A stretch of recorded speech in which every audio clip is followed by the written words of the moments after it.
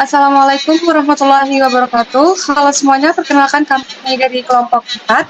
Jadi pada kesempatan kali ini, izinkan kami untuk mempresentasikan hasil diskusi kami pada materi yang kami dapatkan mengenai Pancasila sebagai pandangan hidup bangsa. Saya sendiri, Rosya Indah, dari kelas 2025I. Saya Santri Tamar dari kelas 2025I. Saya Nita Sari dari kelas 2025.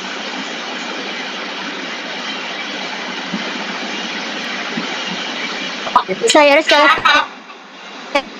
kelas 2025. Saya Real Alwi 2025I. Saya Hanifah Fahimatu Zahidah dari kelas 2025I. Saya Nina Nur Fatia dari kelas 2025I. Saya Agrijal Dwi Marsya Putra dari kelas 2025I. Saya Fadila Arif Budi dari kelas 2025I. Saya Andriani Pratita Rizky dari 2025I. Baik, langsung aja ke penjelasan yang pertama, yakni mengenai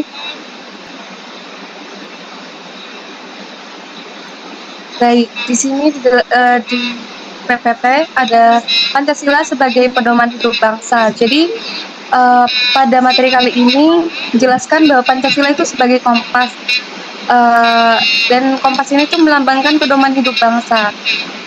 Jadi bahwa Pancasila itu sebagai pedoman hidup bangsa di sini diarahkan sebagai kompas. Jadi ini penting untuk arah dan tujuan yang jelas. Fungsi utama Pancasila itu untuk mengatur sikap, perilaku, dan pola pikir masyarakat. Di sini juga ada dijelaskan bahwa Pancasila itu sebagai dasar negara sekaligus falsafah hidup atau way of life. Pancasila adalah hal tertinggi dalam negara kita, dan Pancasila juga sebagai cerminan nilai budaya, agama, dan tradisi bangsa kita yang beragam. Baik, untuk slide selanjutnya akan dijelaskan oleh rekan saya.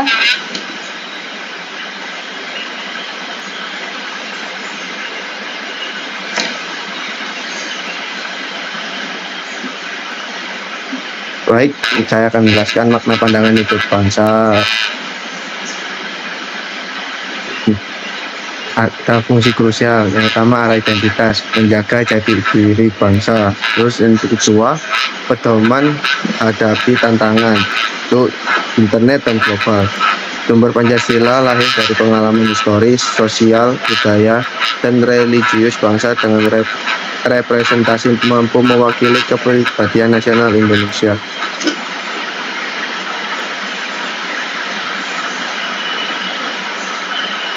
Baik, terima kasih kepada Dama. Slide selanjutnya akan dijelaskan oleh Afrizal mengenai kedudukan Pancasila. Baik, kedudukan Pancasila terdiri dari 4 hal, yaitu adalah pedoman normatif yang mengatur perilaku sehari-hari yang kita lakukan. Yang kedua adalah pemersatu bangsa, yaitu menyatukan keberagaman seperti suku dan bangsa. Yang ketiga adalah arah pembangunan, seperti acuan kebijakan nasional. Yang keempat adalah identitas nasional, ciri khas bangsa Indonesia yang seperti Pancasila.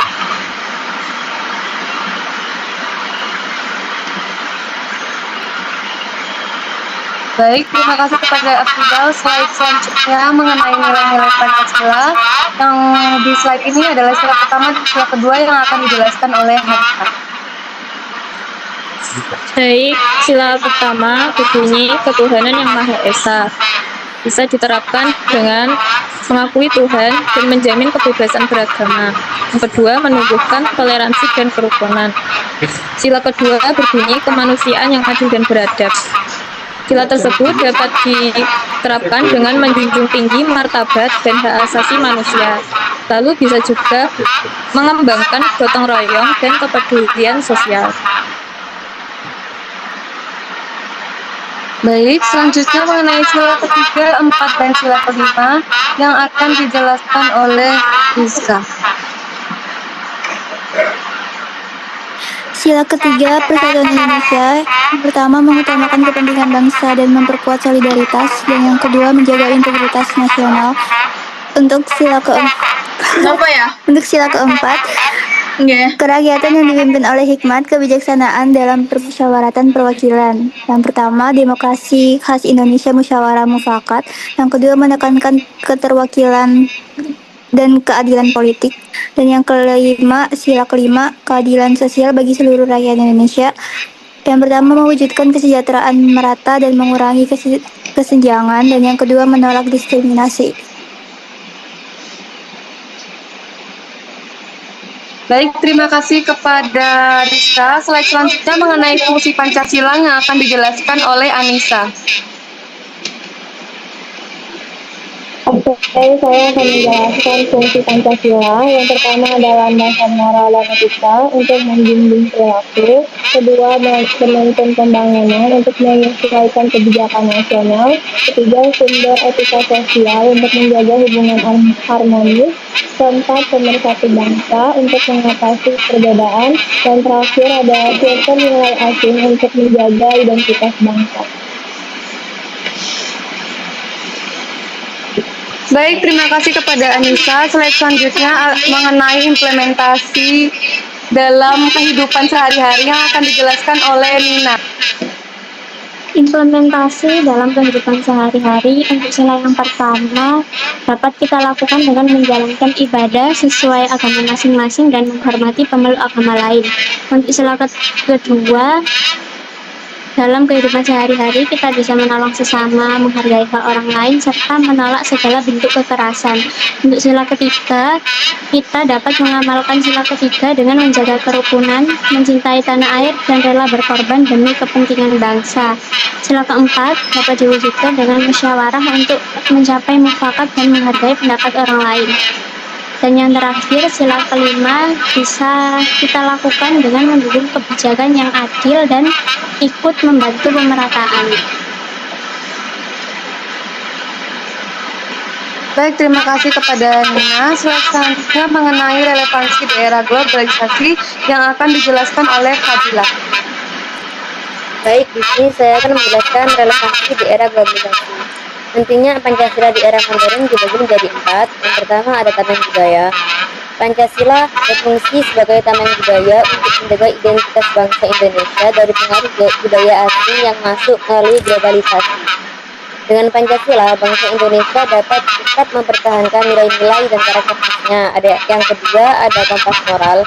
Di tengah derasnya teknologi dan media sosial, Pancasila menjadi kompas moral yang membantu kita menghadapi berbagai tantangan serta dampak negatif dari perkembangan teknologi dan media sosial tersebut. Nilai-nilai Pancasila mengarahkan kita agar tetap bermoral dan beretika dalam menggunakan teknologi. Yang ketiga ada penguat toleransi. Pancasila mempererat persatuan dengan menunjukkan sikap toleran dan menghargai keberagaman budaya. Dalam masyarakat multikultural seperti Indonesia, hal ini sangat penting agar tetap tercipta kerukunan dan kesatuan. Dan yang terakhir adalah landasan kebijakan. Pancasila menjadi landasan dalam merumuskan kebijakan nasional yang mampu menahan tantangan global di berbagai bidang seperti ekonomi, politik, dan lingkungan. Dengan Pancasila, kebijakan yang dibuat akan lebih adil, berpihak pada kesejahteraan bersama, dan menjaga kemiskinan. Baik, terima kasih kepada Fadila. Slide selanjutnya mengenai Pancasila sebagai ideologi terbuka yang akan dijelaskan oleh Pratita. Baik, di sini saya akan menjelaskan tentang Pancasila sebagai ideologi terbuka. Pancasila sebagai ideologi terbuka memiliki sifat dinamis dan fleksibel sehingga mampu menyesuaikan diri dengan perkembangan zaman. Nilai-nilainya dapat terus diaktualisasikan dalam berbagai bidang, baik politik, ekonomi, sosial, maupun budaya. Selain itu, Pancasila juga mendorong terwujudnya dialog yang sehat, menolak segala bentuk ekstremisme, serta memberikan ruang yang inklusif bagi keberagaman dalam kehidupan berbangsa dan bernegara.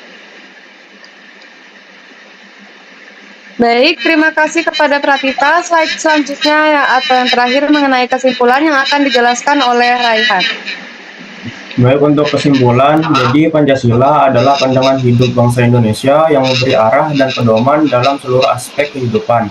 Nilai-nilainya tetap relevan di era globalisasi Dengan menjadikan Pancasila sebagai pandangan hidup, kita menjaga persatuan, mewujudkan keadilan sosial, dan membangun masyarakat yang adil, makmur, serta beradab. Pancasila adalah jiwa seluruh rakyat Indonesia yang memberi semangat kepada perjuangan hidup bangsa. Dari Insinyur Soekarno.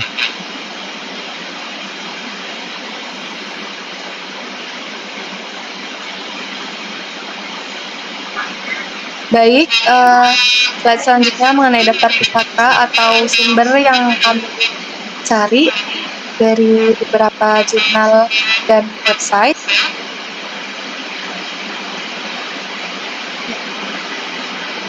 Baik, terima kasih. Mari jadikan Pancasila bukan hanya hafalan tetapi amalan nyata dalam hidup kita.